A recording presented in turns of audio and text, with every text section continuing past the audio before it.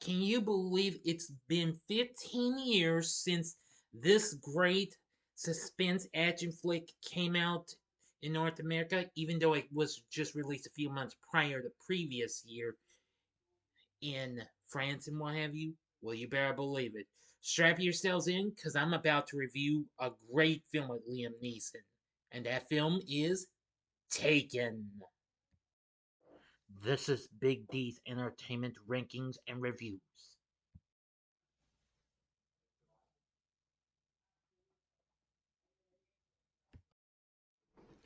So, greetings, my fellow YouTubers, and welcome to Big D's Entertainment Rankings and Reviews. My name is Dual, better known to you as the Big D, and this time around I bring to you a review of the 2008 English language French action thriller flick Taken, also titled 96 Hours and the Hostage, released by Fox and produced by Europa Corp. Directed by Pierre Morel, from a story written by Luc Besson and Robert Mark Kamen, starring Liam Neeson, Maggie Grace, Katie Cassidy, Famke Janssen, Leland Orser, and Holly Valance. This is the first installment of a trilogy, and it focuses on an ex-CIA officer named Brian Mills, who sets to track down his teenage daughter Kim and her best friend Amanda after they are kidnapped by Albanian human traffickers while traveling in France during a vacation. Now, why did I say this was from 2008? Well, that's when the film was actually released, but it never got released here in North America until the following year. Yeah, because its release was in February of 2008 in France, and then it followed in April in China and September in the UK. So henceforth, it didn't get released in the US until this day, 15 years ago, on January 30th. And then over a half year later, well, not half a year, excuse me, I'm misreading that, and it was released the next year in Japan. So, this was really something. This film may have gotten mixed reviews and what have you, but it was a big success though, and numerous media outlets cited the film as a turning point in Neeson's career that redefined and transformed him to an action star. Let's get into the story. Brian Mills is a former Green Beret and CIA officer who attempts to build a closer relationship with his 17-year-old daughter Kim, who lives with her mother, his former wife, Lenore, and her wealthy stepfather Stuart. While overseeing security at a concert for pop star Shira,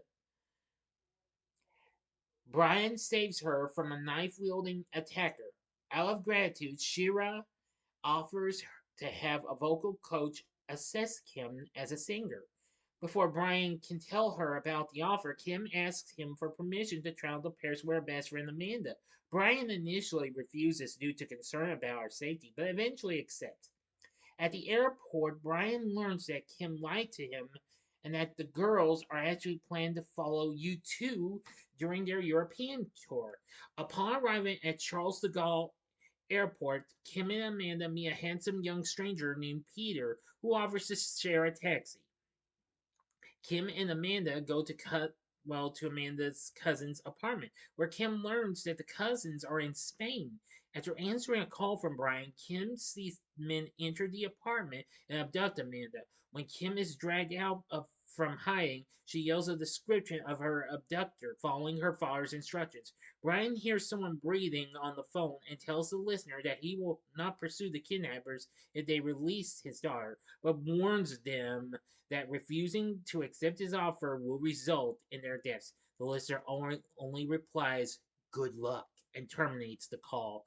Sam, an old friend and former colleague of Brian, deduces that the kidnappers are part of an Albanian sex trafficking ring and identifies the listener as mob boss Marco Hoxha. Based on previous abductions, Kim must be found within 96 hours or she will likely be lost forever. Brian flies to Paris, where he breaks into the apartment and finds Peter's reflection in a picture on Kim's phone. He finds Peter at the airport trying to lure a female traveler. Brian gives chase in a stolen taxi. While fleeing, Peter is suddenly killed by an oncoming truck.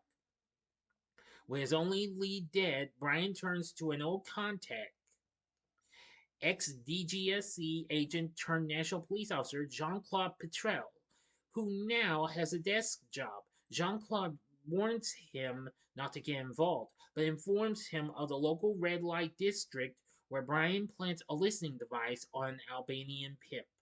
Brian searches a makeshift brothel in a construction yard and rescues a drugged young woman who has Kim's denim jacket. After a gunfight and high-speed chase with the brothel's operators, Brian takes the woman to a hotel and improvises her detoxification. The next morning, the woman tells Brian about a house where she and Kim were kept. Posing as Jean Claude, Brian enters the house under the pretense of renegotiating the police protection rate. When Brian identifies Marco by tricking him into saying good luck, the meeting erupts into a fight which results in the deaths of several gangsters. Searching the house, Brian finds several heavily drugged girls, including Amanda, who died due to an overdose. Brian then tortures Marco with electricity, forcing him to confess that virgins like him are quickly sold on the black market. Marco identifies the buyer as crime syndicate leader Patrice St. Clair before Brian leaves him to die from continuous electrocution. Okay, now for the ending. As always, you know the procedure. You have 5 seconds to stop this video. Go to the description box below and fast forward to the time below. If you've seen the movie already, please continue. Let us begin the countdown.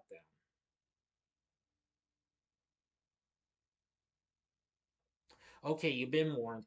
At John Claude's apartment, Brian confronts him over his corruption and shoots his wife, wounding her, to coerce him into disclosing St. Clair's location before knocking him out.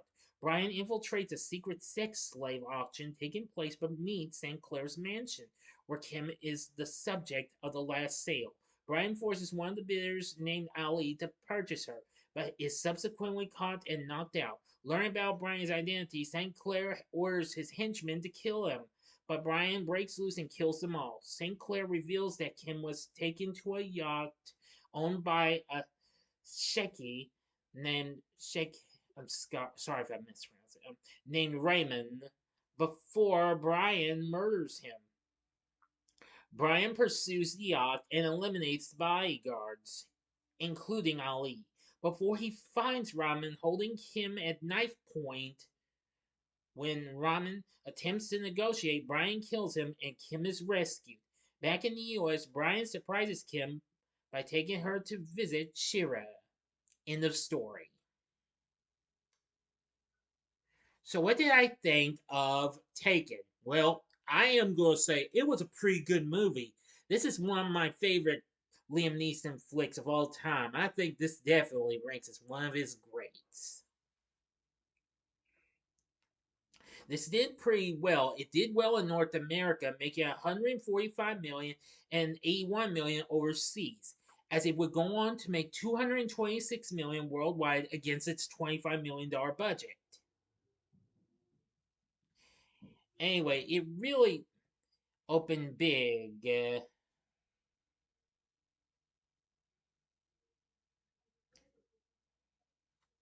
It was also the highest grossing among the Taken films in North America.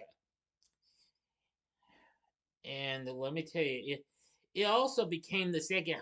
Well, it opened in so many theaters. It made 24 million over 24 million during its opening weekend, playing in 3,100 theaters with a $7,765 per theater average and ranking number one, which was the second highest Super Bowl opening weekend at the time behind Hamilton and Miley Cyrus' Best of Both Worlds concert.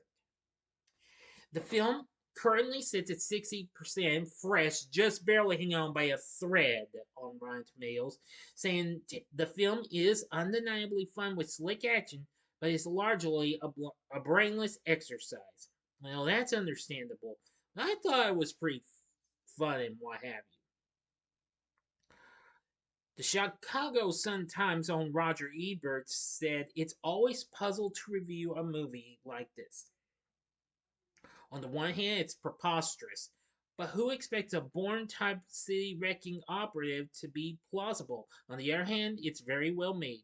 Liam Neeson brings the character a hard edged, mercilessly focused anger, and director Pierre Morel hurls through action sequences at a breathless velocity. Time magazine says the film has nothing more on its mind than dozens of bad guys getting the beat up and another one turned into an instant roadkill. The Washington Post described the film as a satisfying little thriller as grimly professional as its efficient hero and likened the action to the Bourne film series.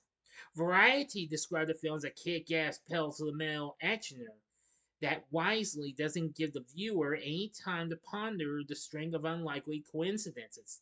The film has the forward devil may care momentum of a Bond film on steroids. And the LA Times described the film's premise as unintentionally silly at times.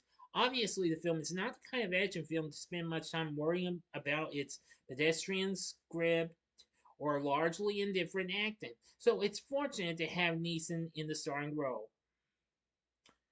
And his character is characterized as relentless attack machine who is impervious to fists, bullets, and fast-moving cars. He uses a variety of martial arts skills to knock out more opponents than Mike Tyson and casually kill those he doesn't KO. Well, again, that's understandable, but still, overall, I thought this film was really fun and what have you, very and suspenseful and what have you. This was really something. Now, this would actually be the next big thing to come from Europa Corp after who had recently worked on the Transporter films. Anyway, this film was really, really awesome. Definitely. Now, it got released on physical media, including one in an extended edition, which I don't believe I've seen, but I've just seen the theatrical cut of this. Anyway, the film did so well and got two sequels, as well as a recent TV series that aired on NBC for only a mere 2 seasons in 2017, which served as a prequel to the series, focusing on a younger and alternate version of Brian Mills, whom Liam Neeson plays in this film, and I must say he's absolutely really good. Maggie Grace plays his daughter Kim, and she's very good. Famke Janssen, after doing the X-Men trilogy, she really does well as Lenore. She's very good. Cassidy plays Amanda. She's good. Leland Orser, who I do remember him, he played Kingpin's. Well, uh, how should I put it this way? His partner Wesley in Daredevil, the Ben Affleck film, you know. Let's see. There's also Xander Berkeley, Holly as Xander Berkeley playing Stewart. He's pretty good. Holly Valance as Shira. That's spelled Shearah. Okay. Yep. I am going to say these characters aren't too bad. So the cast isn't too bad. Also, it's scored by Nanthiel Macaulay, was pretty good too. It's got all that cool rock and techno stuff, just like what you heard in the Transporter films. Anyway, I think Taken. I thought it was a pretty fun film. The story isn't too bad. The cast is pretty good. It's got a good score and good action, what have you. That's what made it more really awesome. But the question is, would I recommend Taken? I'd say hell yeah, go for it. You'll like it. I know you will. So anyway, Taken would be worth looking into.